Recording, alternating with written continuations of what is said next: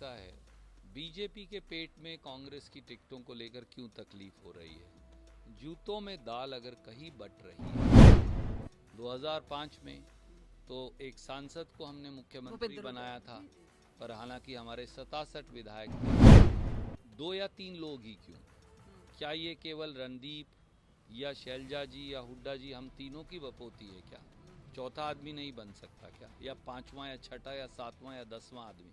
चलिए फिर हरियाणा के चुनाव की बात करते हैं। यहाँ पे जो दावेदारी है, हम कांग्रेस वर्सेस बीजेपी की बाद में बात करेंगे, लेकिन सबसे पहली बात है कि अनिल विज ने खुद को अपने आप के लिए पेश कर दिया है एक बड़े दावेदार की तरह कि वो मुख्यमंत्री का चेहरा होंगे। उनकी पार्टी है, वो जाने, हम क्यों खाम ख्वाह में उन पर उनके बारे में बॉदर करें। हाँ, लोगों ने ये फैसला किया हुआ है कि बीजेपी की 10 सीट आने वाली नहीं है। अब अगर 10 से कम सीटों पर कोई दावे कर रहा है तो करे। लेकिन दिलचस्प बात ये भी है कि जिस तरह से टिकट का वितरण किया गया, वहाँ पे ऐसा लग रहा है कि हुड्डा कैंप है, उन्हीं की दावेदारी है, 70 से ज़्यादा सीटें हैं उन पर हैं। और ये भी कहा जा रहा है कि शैलजा कैंप हुए हैं या आपने भी जो रिकमेंडेशंस की थी वो तो हो नहीं पाई हैं। तो किस तरह से देखते हैं, खासतौर पर बीजेपी इस पर काफ़ी पलटवार कर रहा है। देखिए, ऐसा है, बीजेपी के पेट में कांग्रेस की टिकटों को लेकर क्यों तकलीफ हो रही है। जूतों में दाल अगर कहीं बट रही है तो बीजेपी में बट रही है।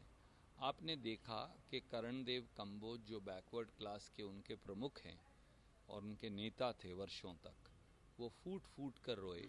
यहाँ तक कि उन्होंने मुख्यमंत्री से हाथ मिलाना भी उचित नहीं समझा और आखिर में उन्हें कांग्रेस का दामन पकड़ना पड़ा।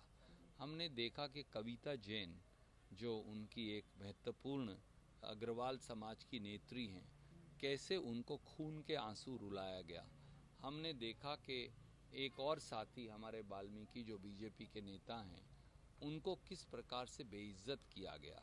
और हद तो तब हो गई जब पंडित रामविलास शर्मा, जिन्होंने 30 साल बीजेपी का झंडा लेकर अकेले ही संघर्ष किया, आज उनको भी दूध में से मक्खी की तरह फेंक दिया गया। तो समस्या अगर कहीं है तो वो बीजेपी में है, कांग्रेस में नहीं है। उन्हें बोलिए वो खुद के पेट की तकलीफ अगर ठीक करना चाहते हैं तो डॉक्टर से दवा लें, हमारे बारे में टिप्पणी मत करें। पर एक टिप्पणी जो कि और बवाल में है वो है जयप्रकाश जी की, जिस तरह से उन्होंने लिपस्टिक के ऊपर और बाकी सारे, श्वेता दल ने उसके ऊपर बयानबाजी भी की है। किस तरह से देखते हैं? मैंने ऐसी कोई टिप्पणी देखी नहीं, पर एक बात समझ लें कि किसी व्यक्ति को भी, वो कांग्रेस में हो बीजेपी में हो, किसी महिला के बारे में कोई अपशब्द कहने का अधिकार नहीं। आपके बेटे लड़ रहे हैं, कई बार तो ये भी थी कि आप लोग लड़ना चाहते हैं, फिर वो बात आई कि मेंबर ऑफ पार्लियामेंट है, सांसद है, वो नहीं लड़ेंगे। लेकिन आप अपने बेटे का परफॉर्मेंस और पहली बार उनकी एंट्री है, कैसे देखते हैं? और अगर जीतते हैं तो आपको लगता है कि उनको मंत्री पद मिलना चाहिए? देखिए, हर चीज़ का निर्णय पार्टी करती है। मैंने तो साफ तौर से तब भी कहा था आपके चैनल पर कि ये निर्णय पार्टी करेगी कि मैं चुनाव लड़ूं या ना लड़ूं। राहुल गांधी जी इसका निर्णय करेंगे और जो वो निर्णय करेंगे हमें स्वीकार्य होगा।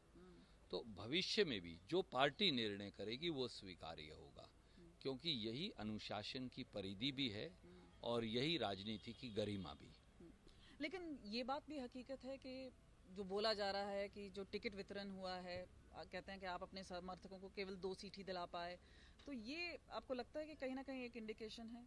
क्योंकि पहले तो बोलते थे एसआर के कैंप है, अब किरण चौधरी चलेगी तो वो एसआर ही रह गया है, और शैलजा जी जिस तरह से अपने आप को भी दावेदार पेश कर रही हैं, किस तरह से देखते हैं? क्योंकि ये अब कांग्रेस वर्सेस बीजेपी नहीं है, ये कांग्रेस वर्सेस कांग्रेस है, जो कि कई स्टेट्स में भी देखा गया है। देखिए, ये पत्रकार मित्रों को ज़्यादा लगता है, हम लोगों को नहीं। कांग्रेस पार्टी में एक सीधी सी रवायत है कि कांग्रेस के अगला मुख्यमंत्री कौन होगा, इसका निर्णय हमारे विधायक साथी कांग्रेस हाईकमांड करेगी। तो उनसे राय ली जाएगी और कांग्रेस का जो आला कमान है वो निर्णय कर देगा। इसके लिए ये ज़रूरी नहीं कि आपको विधायक होना ही ज़रूरी है। 2005 में तो एक सांसद को हमने मुख्यमंत्री बनाया था, पर हालांकि हमारे 67 विधायक थे।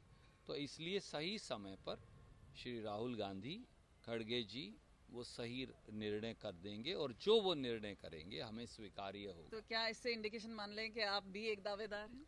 देखिए, मैंने जैसे कहा, कांग्रेस के जो हजारों साथी हैं उनमें से कोई भी 2 या 3 लोग ही क्यों।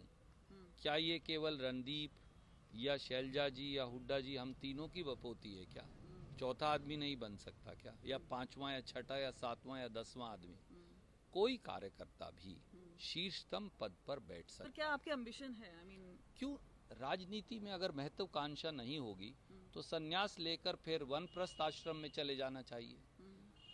महत्वाकांक्षा पार्टी के अनुशासन और ग्रोथ के आगे आड़े नहीं आनी चाहिए। महत्वाकांक्षा रखना सही है, इच्छा रखना सही है, क्योंकि अगर आपको लगता है कि आप हरियाणा का स्वरूप बदल सकते हैं, जो मुझे लगता है, अगर आपको लगता है कि आप एक नए और नवीन हरियाणा का गठन कर सकते हैं, जो मुझे लगता है, अगर आपको यह आत्मविश्वास है कि आप हरियाणा में नौजवानों की समस्या हो या किसानों की समस्या हो, उसका एक लॉन्ग टर्म निदान निकाल सकते हैं, जो मुझे लगता है कि मेरे पास है, तो वो महत्वाकांक्षा उचित है।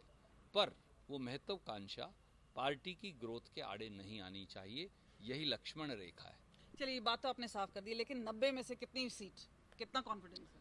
कांग्रेस आज के दिन 70 से ज़्यादा सीट लाने की स्थिति में है, और आप ये पाएंगी कि अगले 10 दिन के बाद जिस प्रकार का माहौल है, लोगों का प्यार और समर्थन है, भाजपा के प्रति रोष है, ये आंकड़ा 1987 में याद करिए, आपने तब भी ये राजनीति देखी थी।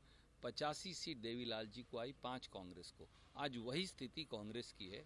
कांग्रेस 80 से ज़्यादा सीट भी ला सकती है, ऐसा मेरा विश्वास है। रणदीप सुरजेवाला जो कि सीधे सीधे हमसे बात कर रहे थे, कैमरा पर्सन चांदी के साथ कमलजीत संधू।